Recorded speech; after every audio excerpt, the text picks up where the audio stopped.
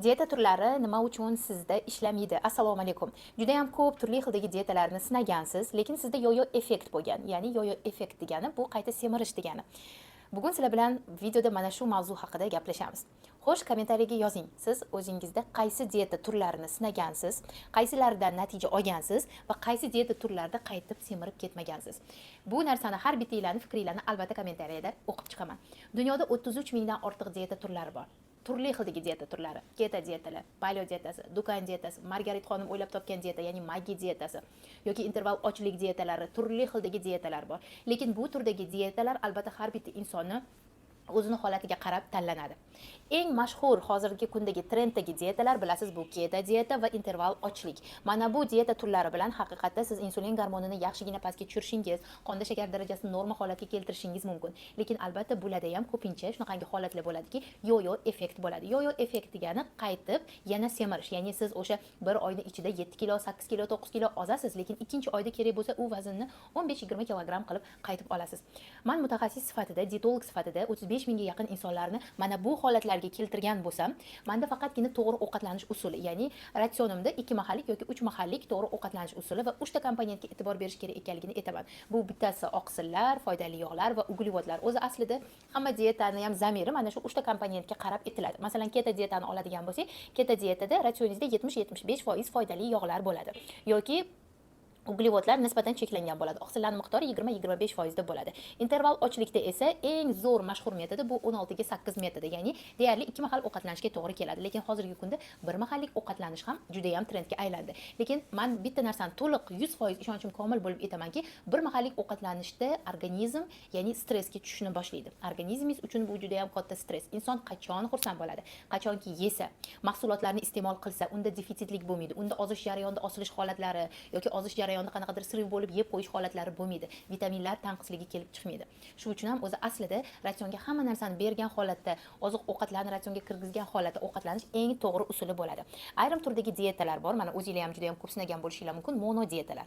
Aytaylik, mono dietalar bir xillikka asoslangan dieta turi hisoblanadi. Ya'ni ratsioningizda faqatgina bir xil mahsulotlarni iste'mol qilasiz yoki turli xildagi detoks usullarini ichgan holatda dieta usullarini sinash, ichaklarni tozalash uchun. Lekin bular ham albatta vaqtinchalik effekt, ya'ni 1 oy, 2 oy yoki 3 oy davomida siz ozasiz, lekin yana o'zingizni oldingi holatingizga qaytib yeyishni boshlagan paytingizda siz semirishni boshlaysiz.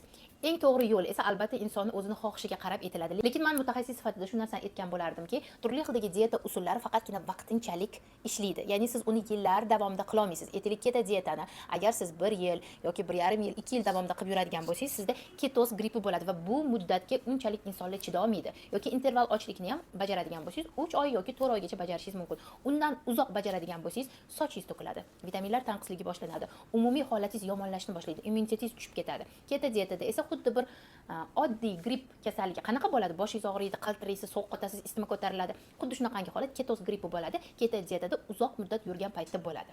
Qaysidir dieta zo'r, u sizga juda ham zo'r effekt olib beradi, lekin mana bu dieta sizga umuman ishlab bermaydi deyish, bu menga to'g'ri kelmaydi. To'g'ri, haqiqatda hamma dieta usullari asosan ozishga, kaloriyani cheklashga, ko'proq harakat qilishga, uyqu normasini yaxshilashga, gormonal disbalansni tiklashga bag'ishlangan bo'ladi.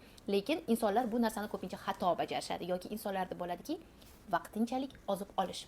O'sha 5 kilo, 7 kilo, 10 kilo, 15 kilo vaznni tashlab olishgacha pitanya qilishadi, dieta qilishadi. Dieta bu haqiqatda cheklov. To'g'ri ovqatlanish esa ratsionga hamma narsani qo'shish, faqatgina me'yorida va tartibida ovqatlanish hisoblanadi. Agar siz dieta turlari haqida, umuman dieta turlariga menyular olishni xohlasangiz, bepulga menyular olishni xohlasangiz, Telegram kanalimga hoziroq ulanib, albatta podpiska bo'lib qo'ying, chunki Telegram kanalimda juda ham turli xildagi qulupnayli dietalar bo'ladimi, yoki bo'lishi mumkin keto dietalar bo'ladimi, yoki intervalli ochlik dietalarimi, bu haqidagi bepul menyularni Telegram kanalimga yuborganman. Inson ozish uchun nima qilish kerak? Birinchi navbatda ozishni xohlasangiz, o'zingizning oldingizga maqsad qo'ying. Faqatgina bu maqsad juda ham katta son bo'lmasin. Ya'ni men 30 kilo tashlashim kerak, voy 40 kiloni qachon tashlayman degan narsa insonni ko'pincha stressga tushirib qo'yadi. O'zingizning oldingizga o'ta katta son qo'ymang. Asosiysi siz to'g'ri ovqatlanishni umuman butun oilangiz bilan, oila a'zolaringiz bilan sog'lom bo'lish uchun, ozish uchun emas, sog'lom bo'lish uchun, bu narsani hayot tartibiga aylantirish uchungina harakat qilib ozsangiz, harakat qilib o'sha narsani yesangiz, siz ozasiz. Lekin bu vaznda kerak bo'lsa yillar davomida yura olasiz. Ya'ni siz 60 kiloga 90 kilodan tushdingiz, 30 kilo vazn tashladingiz. Lekin keyinchalik insonda shunaqangi holatlar bo'ladiki, yana yeyishni boshlaydi. Oldingi hayotiga qaytishni boshlaydi. Vaqtinchalik dieta qilishadi. Mana bu paytda vazningizga vazn qo'shiladi va sizda o'sha yo-yo effekti qaytib keladi. Buning uchun ratsioningizda hech bo'lmaganda foydali yog'larni kiritib, oqsillarni kirgizib yoki ratsioningizga ko'proq o'sha e'tiborli bo'lib uglevodlarni nisbatan cheklab, tortli bo'ladimi, shirinlikli bo'ladimi, shakar tabiatli mahsulotlar bo'ladimi, bularni me'yorini bilgan holatda yoki 2 haftada bir yoki 3 haftada bir yoki haftada bir yesangizgina sizda qaytib semirib ketish holati bo'lmaydi. Har qanday dietani zamirida albatta sizdagi o'sha gormonal fonni to'g'rilashtiradi. Siz etelik ikkita dieta qilyapsiz yoki etelik interval ochlik pitaniyasidasiz, lekin uyquga, stressli holatlaringizga, kunlik suv normangizni ichishingizga ahamiyatingiz juda ham kam. Aynan sizdagi o'sha kortizol, insulin, grelin, leptin gormonlari muhim ahamiyatga ega. Har bitta dieta usulida, u magi dietasi bo'ladimi, keto dieta bo'ladimi yoki interval ochlik bo'ladimi yoki oddiygina to'g'ri ovqatlanish usuli bo'ladimi, biz mana bu narsaga e'tibor berishimiz kerak. Ayrim insonlarda bo'ladiki, o'ta qattiq dieta qilishadi. Xo'sh, siz o'sha insonlarning safiga o'zingizni kirgiza olasizmi? Biror marta siz pitaniya qilib, necha kilodan necha kiloga tushgansiz? Agar mana ozish marafonlarimda qatnashgan bo'lsangiz, albatta kommentariyaga yozing. Menda necha kilo ozdingiz? Qaytib keyin semirish holatlari bo'lmadimi? Sizda qanaqa umumiy holatingiz? Har bittangiz yozsangiz, men kommentariyani o'qib o'zimning fikrimni albatta bildiraman.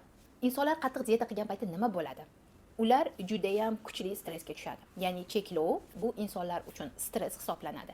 Siz qattiq dietaga o'tirgan paytingizda organizmingizda vitaminlar tanqisligi boshlanadi, sochingiz to'kiladi, jahlingiz tezroq chiqadigan bo'ladi, mikroelementlar yetishmovchiligi hisoblanadi. Undan tashqari sizda emotsional ochlik kuchayib ketadi. Ya'ni qattiq cheklovli dietalar sizda emotsional ochlikni keltirib chiqarib yuboradi. Stressga tushganingiz hisobidan siz o'zingizga energiyani o'sha shirinliklarda yoki pechenyelarda, tortlarda ko'rishni boshlaysiz. Mana bu holatlar esa, ya'ni pitaniyani buzib qo'yib yana qayta narsa yeb olishingiz esa sizni qayta semirib ketishingizga sabab bo'lishi mumkin.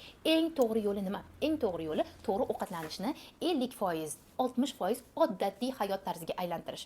Ertalab turgan paytda bir basta shirinliklar bilan nonushtani boshlamaslik.